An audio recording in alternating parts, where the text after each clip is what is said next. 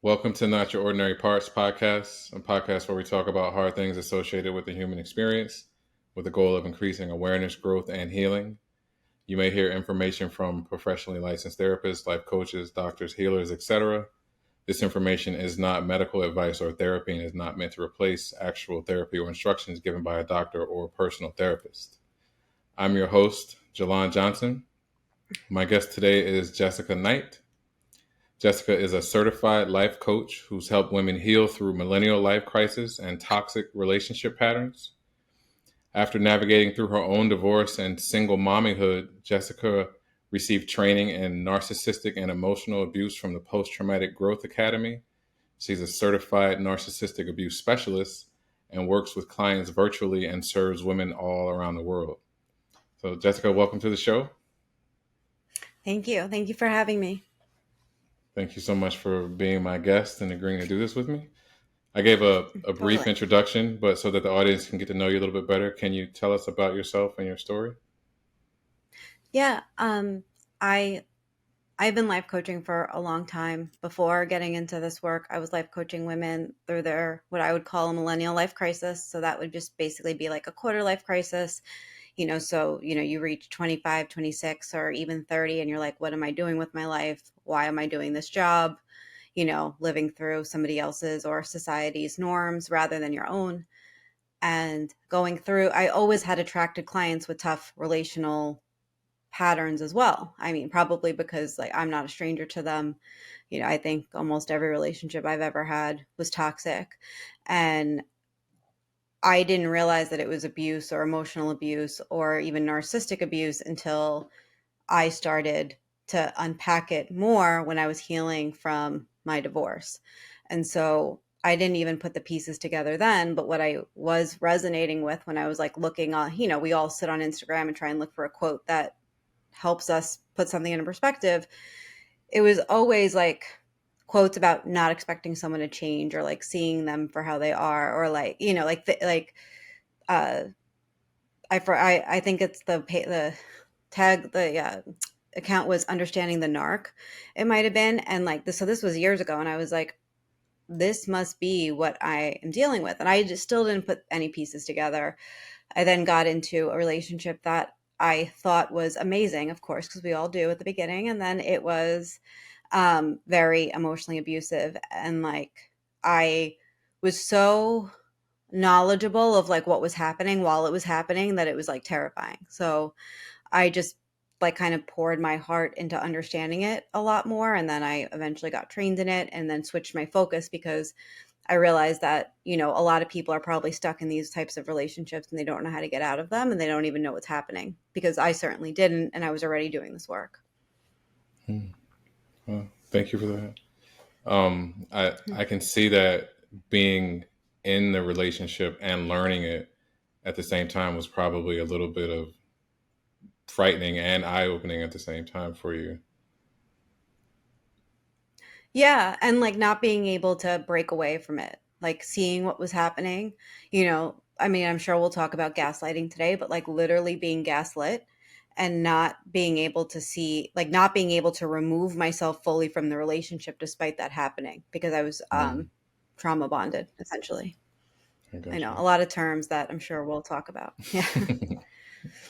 Well, the first thing I wanted to talk about is because I guess a lot of people don't really connect the dots between abuse and emotional abuse being actual abuse because we're so used to, physical abuse being what's coined as what is actual abuse. I don't think people would call 911 and saying I'm being emotionally abused. It's just not a thing. But also it is abuse. So what I wanted to ask you is Mhm. what is emotional abuse and how would someone be able to recognize it?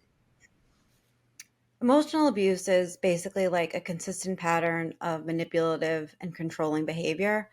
And so there's a lot of ways that that comes up, and sexual abuse comes, is like a form of abuse as well. Financial abuse is a form of abuse. When there's emotional abuse, it basically means that like, somebody can be hypercritical, they can be devaluing somebody's feelings, they can be controlling them. So, you know, tracking their whereabouts, their phone, all of those kinds of things, like always having a tab on them. But it also is just like being extremely manipulative, dismissive of their feelings. It's like when you say, I feel this, and they say, no, you don't, or they like spend all their energy explaining why you don't feel that and why you can't feel that or why it's ridiculous to feel that, that's all abuse. Um, like one way I try and explain to clients is that, conflict in relationships is healthy, right? Like it happens, we can work through things, we can get to the other side. Conflict in an emotionally abusive relationship will always leave you feeling like dead on the inside and the other person maintaining power and control. Wow. So, is there a difference between emotional abuse and narcissistic abuse? Narcissistic abuse is basically a type of emotional abuse. If you are in a relationship with a narcissist, you're being emotionally abused. There's no way that you're not. It's different. Like if you are one of the very few self-aware narcissists, like Lee Hammock is on Instagram, Ben Taylor's on Instagram. I've talked with both of those guys. They are self-aware narcissists that spend every single day working on themselves, but they're like, that's not the norm at all whatsoever. So, what is a narcissist? I mean, there's a criteria of 9 traits that define a narcissist. But there are a million narcissistic traits that can exist in a relationship. And just because somebody doesn't meet like all of the 9. So in order to diagnose somebody, you need 5 of the 9 traits. Narcissistic traits basically, like, they usually follow this like sense of, overwhelming sense of self-importance, that like they are the expert. They know what's best, like you are less than. Their image, out into the world matters more than anything. But behind closed doors, that's not what you see. Narcissist is incredibly rooted in shame, and everything they do is to cover it up. So you really can't describe, all the things that would happen just by like 9 traits. 9, yeah, I guess it is 9 traits. There's like so many ways that a narcissist presents themselves, but usually it's like with a false sense of identity and constantly putting themselves on a pedestal. Hmm. Would it be difficult to set boundary or healthy boundaries with someone who's narcissistic? It's impossible. It's almost impossible. Um, on my website, emotionalabusecoach.com, like it's $19. I have a course about setting a boundary with a narcissist, and it is so challenging because they don't respect your boundaries. Like for a narcissist to respect your boundary, they would essentially have to agree with you a little bit. Like they would have to agree that like something you're saying is like right, or that like they're doing something wrong, which is never going to happen. So the only way that you set a boundary with them is by removing yourself from the harm in some way. That looks different for everybody and everybody's situation, but it's incredibly hard. So I usually tell people, no, you can't. Really, the boundaries have to come within yourself first to say like, I am not going to accept this anymore, which is really hard. Um, we spoke about this earlier, and I used the term baiting. And the question was, Mm-hmm. what are some things that narcissistic people can do to bait the person that they're in a relationship with? Yeah. Like, yeah. And I read that as almost, instead of like baiting, more like, what do they do to hook you? Like to like get like the triggers that they know that are going to get you, because Right. they're like, usually, we can keep boundaries and separation to it ends at one point, right? Like it's like we're good, we're good, we're good, we're good, and then they're like, okay, I'm gonna change, and like I got you this engagement ring, and like I love you, and I want to make it work, and like we're gonna have 12 kids. You're like, that's all I've ever wanted. That's what I asked for. Now you're giving it to me, so of course it's gonna work out, and but that's not reality. Like, and so that was one example that I've heard countless times, that like once somebody finally leaves the relationship, that's when somebody will promise everything, but it doesn't last because it's not based on like them actually changing.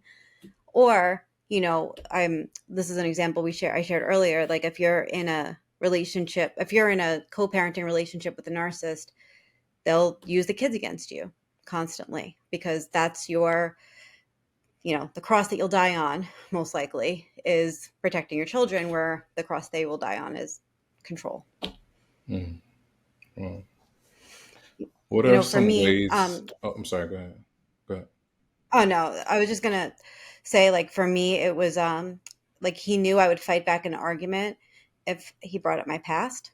So if he brought up like my past history of abuse or trauma, like that was going to get me to fight back, because like not only was he not around for it, this happened when I was a kid. Like it's also like, stop using that as a reason for being a shitty person. Like Mm. he knew that was going to get me to fight back. So then finally he can look at me and be like, "See, look, you're an asshole." I don't know if I'm allowed to curse on here, but it's definitely going to happen. Okay. I'm from New York. That's what happened. What are the question I was going to ask? What are some ways that narcissistic or toxic people try to escape accountability? Usually it's with blame. So they, instead of taking that moment and looking inside and asking themselves, like, am I being a shitty person? Is what she's saying actually true? Then they, like, this was maybe a month ago, my partner said, like, I don't feel like you really want to be around me. Like, and I like sat there and I thought about it and I was like, man, I am projecting that out. Like, he's right. Like, I haven't really wanted to be, around anyone, but like also him. But like a narcissist would have said, no, this is like, you're making this up. This is your fault. You're the one who doesn't want to be around me. Like, maybe you need to look at yourself. Like, maybe you should go to therapy. Like, it all gets pushed out because they can't experience the shame. Gotcha. Now we spoke about this a minute ago, and we said we would get to this point: gaslighting. Um, what is gaslighting, and what is someone trying to do if they're gaslighting you? Gaslighting is when you're gaslit, you're basically being told that like your thoughts are not real, your feelings are not real, what you believe, you don't believe. It can happen in a lot of various ways. It can happen in, it the most overt way is like if and this has happened where people will like move things in drawers, so like all the spoons used to be in this drawer, now they're all moved to this drawer, and the person is like, how did like did you move something? They're like, no, no, I didn't. What, are you crazy? Like, it's always been this way, when like that hasn't happened. So it can be very overt and like crazy making like that, or it could just be, like I said, downplaying what you feel or what you think, or that your version of reality isn't true. If you imagine a like a disagreement and someone's like, that didn't happen, you're making it up, and like you're sitting there like, oh my god, like this totally happened. And the purpose of it is to maintain control and to maintain power. Like, if you're questioning yourself, you're not questioning them. If you're defending yourself, you're not you're losing focus on what's happening. I always say, like, when you don't know that you're being gaslit, all you do is defend yourself because you have no idea what's happening. Like, so you're just like defend, defend, defend. But then when you have space from the argument, all you can think about is like, am I making this up? Rather than like, this person is crazy, I need to get out of it. So it's a crazy making tactic. Hmm. Wow. Okay, so let's say that these things are happening, and then you're able to catch the person in what they've done or what they've said. What are some ways that they may try to apologize, or what are some things that they can say in an attempt to apologize that aren't really an apology? It's it never sounds like an apology, and more importantly, it doesn't feel like an apology. It's like, I'm sorry you feel that way, or I'm sorry, but you blah blah blah blah blah. Like, it's like, and I'm sorry, but, and I'm sorry, and like, it's never like, you know the one that like makes my skin crawl is, there's no apology I could give you that you would that you would accept. And like, I'm always sitting there like, You didn't apologize. You didn't even attempt to apologize. Like, so yeah, you're right. There is no apology you can give me because at this point, I don't even think you're sorry. Like, but that's like, it usually doesn't feel like an apology. Like when I'm sorry, I am sorry. I apologize from my soul. Like, I'm like, I don't even need you to say anything back. I would like you to, but like, I'm like, I am sorry. Here's what I did. Like, I was wrong, and this is what I'm going to do to change it. Like, it's sincere. That it will never feel sincere. Mm. So let's say that you get to a point to where you're constantly arguing, and every time you have an argument, you are feeling as though nothing you say is getting across, or nothing you do is penetrating, right? So what could it mean if every conversation um, about how you're feeling ends in an argument? I mean, that means that you are being emotionally abused, or that you are in an emotionally abusive situation. I mean, it also could be emotional immaturity, but I don't think it would always lead to an argument if it was just immaturity. I think that that's like the sign that is one major sign that you are in an emotionally abusive relationship. Because everything will always kind of get dumped back on you. Yeah, like you shouldn't, if you tell someone how you feel, it shouldn't end in an argument. Of course, there's times where you're probably telling someone how you feel, like, not in a productive way. We've all done that where we're just sort of like unloading on someone and then we take a step back and we think about it, or we don't, or it's the next day. Like, that happens.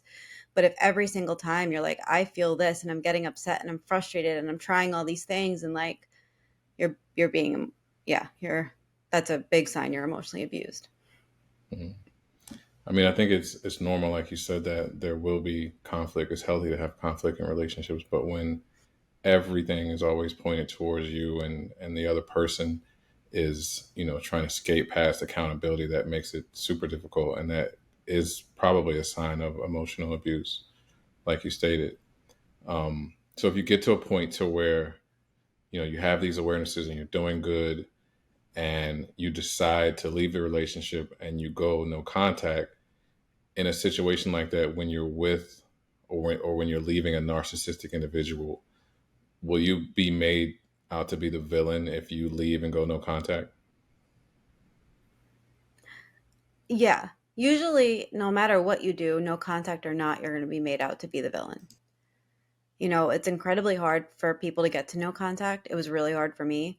And, but like, no matter, but, and then when he decided he wanted to contact me again, it was like an expectation that I should talk to him. Like, and it was insane. Like, I was just like, what? Like, you, you crazy? Like, I don't owe you any, like, I don't owe you any conversation. Like, this was the most painful thing I've ever gone through. Like, but, usually no matter what you do, like, they'll take no contact as like you being abusive. So a lot of people will hear that, like, now you're pushing me out, you're stonewalling, you're being abusive, but you're not. You are protecting yourself. And no contact really is the only way to get over it, because they'll never stop abusing, in some way, if they can. So if you're no contact but you have children, how difficult can it be in that situation where you're trying to co-parent with a narcissistic individual and be no contact? That is the most complicated thing to have to go through. It actually finishes this week, but I just became a certified high conflict divorce coach to help people that are in that situation. And so, I mean, I've already been working with people, but it's just like it has given me more education on the family court system, but also how to work in a more strategic way, that will help keep you safe, protected, and calm, and also deal with what lies ahead. And something that I've really learned from that training is that you really need to lean into a strategy of modified contact, because the court won't want to see that there's no contact, but you can have modified contact. You can have contact with boundaries. There's a lot of like apps that people use. It's like one of them is called My Family Wizard, that are designed to like talk to each other. So it's like all communication has to be there rather than, on text, email, phone calls. Like it could just be overpowering. So when there's kids involved, I mean, every single situation is different. And if there's been physical violence or restraining orders, that can actually lead to no contact. But I think in a lot of cases, you just have to have really strict boundaries with yourself and a strategy. And like I said, it's different for everyone, but it not that it takes longer to heal, but you'll still be getting triggered by the narcissist because they still will be trying to control you and manipulate you through the co-parenting relationship. It sounds like almost any opportunity or any light that is, can be seen through the cracks is something that they will use to try and get in or to have their way or something like that. Yeah. Yeah. Or any like small slip, like any tiny slip, is blown up out of proportion, which, when you're dealing with a toxic person, like they slip all the time, and like that, but don't look over here, but like when you slip, or like even something like the child being sick, they'll blame you for, so it's like the amount of blame just continues, but it's usually because they're not solid on their side of the street, and they're not doing any healing to be solid on their side of the street. Hmm. And it's funny that you said, or it's not funny, but you said that a lot of the people who are narcissistic, it stems from shame. And I was unaware of that, but I guess it can make sense because they're so determined not to feel their feelings or sit in the discomfort associated with, why they are the way they are, that they just basically project everything. So that does make a Everything. Like yeah. it's never their fault, and it's never, and when they take accountability, it usually sounds like, yeah, I did this and I did that and I'm the asshole, but that's not really taking accountability when you have to like throw that in. True accountability would be going to therapy and looking at your habits and your belief systems and your limited beliefs and the way that you show up in the world. When I have clients come to me and they're like, is this person going to change? My answer is no. Like unless they are, I'm like, and if they do you really want to stay around for like years of them going through intensive therapy and like practicing on you? Like I wouldn't, like it really takes them to have to change their mind, and they're then they would have to look inside at that giant shame bubble, that's inside. And there used to be research out there that said like a narcissist, because if they had like a tough upbringing, they became a narcissist, and, like that's why it was, and blah, blah, blah. That research isn't uh, accurate anymore, because like you can be narcissistic from any, it doesn't mean that you had to have a tough upbringing to turn out to be a narcissist, because that, I guess that reasoning used to always bother me, because I would be like, well, I had a tough upbringing and I'm not a narcissist, so like why is that, just not that it's an excuse, but like why can, 'cause why are we creating a sob story for these people that are literally going out and ruining people's lives? Right.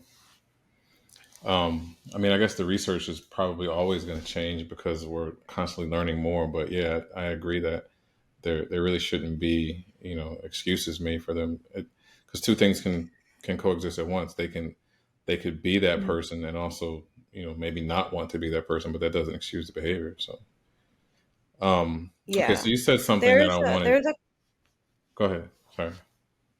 Oh no, I was gonna share this quote that I've saved by Mm-hmm. Brene Brown. Do you follow Brene Brown? Mm-hmm. Yeah, she's great. So she says, when I look at narcissism through the vulnerability lens, I see a shame-based fear of being ordinary.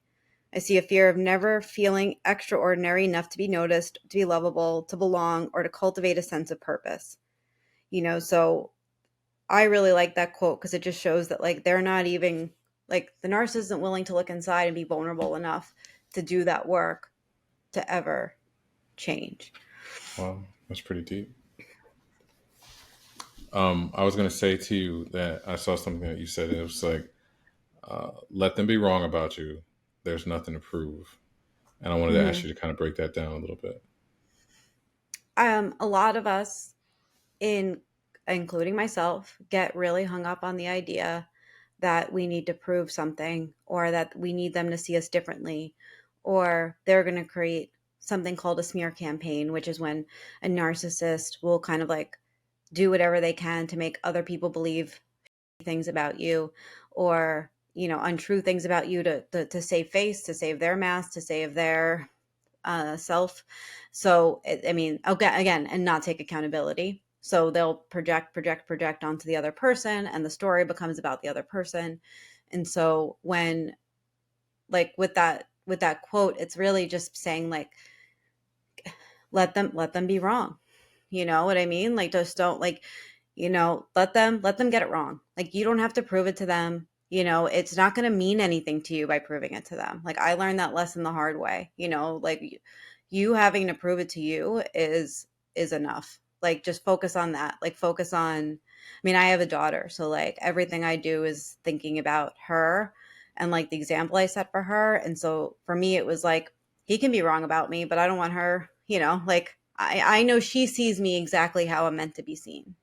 Mhm. And so it's mostly like, just like, put the focus back on you. When we're in these abusive situations, our focus is always outward. It's never inward, because it can't be. The moment we focus on ourselves, we're told that we're doing something wrong. So that's why, it's like, just let them be wrong. Like, let them do what they do, because usually the mask falls off. Like, friends with their friends and their family, it probably won't, because they're going to be perpetuating the story, but at least in your own life, it will. I'm sure it's difficult though to be abused and then have to deal with, like, the smear campaign, like you said, when you decide to set boundaries and say enough is enough and leave. So I think that someone would need encouragement or some tools to be able to navigate that, because I'm sure it's got to be tough. Yeah, I mean, it is really tough, and I don't encourage people to like have one-on-one conversations with people that are like on the other side of the smear campaign. Like, if there's a friendship that you desperately want to save, that's one thing, but a lot of times it's with the other person's friends or family, or mutual friends that are choosing not to see both sides of a story. And if they are seeing both sides of the story, they're still putting you in contact with that other, you're still in somewhat in contact with that other person, right? Like, they're still a mutual friend. So I always, like, a lot of it is like inner thought work of just getting yourself back to yourself, which is why no contact's important. Because without that, you can't get to that place where you're thinking for yourself again. Like, you just can't, it's impossible, because you're so wrapped up in their mess, their chaos, that you can't get back to yourself. And so, there's a few journaling prompts that I have with people. One is to write the story. Like, you can, usually there's like a version of the story that is like, you're so deeply in love with the person that that's all you think about, and it's like, he was my soulmate and we were going to be together forever, and like, I messed this up, and I made big deal out of things that weren't that bad. Like, it sounds something like that. And then there's another version of the story that's like, there's so many parts that I need to work on, and like, but if you keep writing the story, eventually you'll get to, this person really hurt me. This person never listened to me.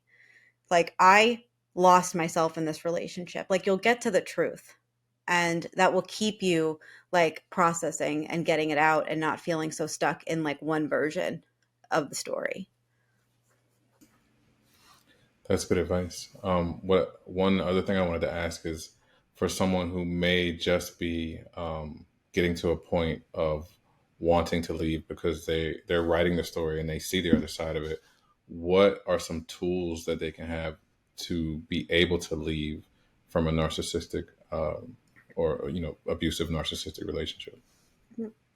I have on like, there's only two courses on my website. One is the boundaries one I mentioned. The other one is about leaving. And what I cover in there is basically, under like, I always say the first step is to get right with the reality of what you're living with. So, or what you're, of the situation. And so a lot of us don't understand that we're being abused or emotionally abused. Like a lot of us don't understand that it's it is a real problem and there are real signs. And so step one is like get education, like getting right with the reality of what's here, being able to go through everything and say like, okay, this is what's happening. And then the next step from that would be to begin to understand like the cycle of abuse. And so the cycle of abuse is basically like the cycle of domestic violence. And if you understand that that's constantly happening and you're able to see yourself in that cycle and you're able to kind of like pick up on it, you start to become aware of what's happening in the relationship. You start to see what's happening. And then the next step would be beginning to break a trauma bond, which is the bond that you have with this person. Some almost everyone that goes through an abusive relationship ends up trauma bonded in some way. I have worked with people who don't feel that way, who are more so like, nope, I saw it and I'm leaving, which is amazing. But there are also a lot of people that become trauma bonded and then they feel like leaving is worse than like sawing off their arm with a butter knife. Like that, that's like, they rather do that than we have to leave this relationship and deal with all the feelings. And but the way that we get there is really through creating some space. So I always tell people like you have to educate yourself. You have to understand what's going on.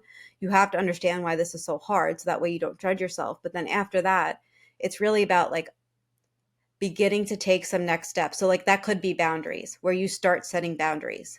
So for example, if somebody yells at you at the end of every fight, to use our example, like someone says, this is how I feel. I want to work on this. This is what I've been thinking about. Like, can we talk about this? And they start just, yelling at you.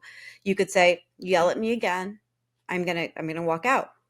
Like, if you yell at me again, I actually have a backpack packed. So I'm going to go stay at my mom's tonight. They might be like, what? Like it might get worse and worse and worse, but you have to leave.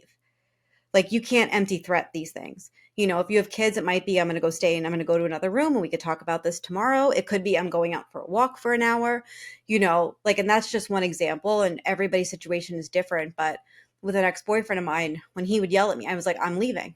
Like, you yell again, I'm leaving. And he'd be like, here you go, making me the bad guy again. And I'd be like, I'm serious. You continue to yell at me, I'm leaving. And then he yelled again and I walked out.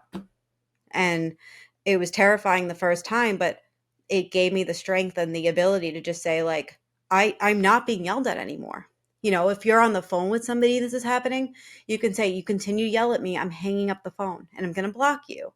And then we could talk about this tomorrow, but I'm not talking to you about this if you yell at me. And so the chance of this other person changing is really low. But what this does is it starts to show you that you can remove yourself from the harm. Like you can get yourself to a place that you can actually think for yourself. And that's really what you need to leave, is to be able to like think for yourself and see that you don't want this and believe that you'll find love again. And then usually you'll have the courage to leave. It's hard though. The statistic is that it takes somebody 7 times, the average of 7 times to leave. So that means they leave and go back 7 times. Wow. That was very insightful. And I think you did provide a lot of good tools and resources and advice on how to start, maybe even if it's just baby steps. So thank you for that. Yeah. And thank you for this. It's been so quite a joy to hear you, share your knowledge and your expertise. And I'm really grateful that you were able to do this with me. So if someone wanted to find Yeah. you online or on social media, where would they be able to find you? On social media, it's at Emotional Abuse Coach. And I really only use Instagram and TikTok a little bit. Instagram, I'm consistent on. My podcast is the Relationship Recovery Podcast. And then my website is emotionalabusecoach.com. It does not have any high conflict divorce resources on there yet because I haven't put everything together. But, if you're going through a high conflict divorce, you also can reach out to me. Okay. Great. Well, again, Jessica, thank you so much for this, and thank you for the way you You explain too. this information in a very easy and palatable way. It's very evident that your experience has got you to a place where you're able to give back now and be a bridge for the other people that need you. So I appreciate that. And like I said, I appreciate you taking your time to do this with me. Thank you.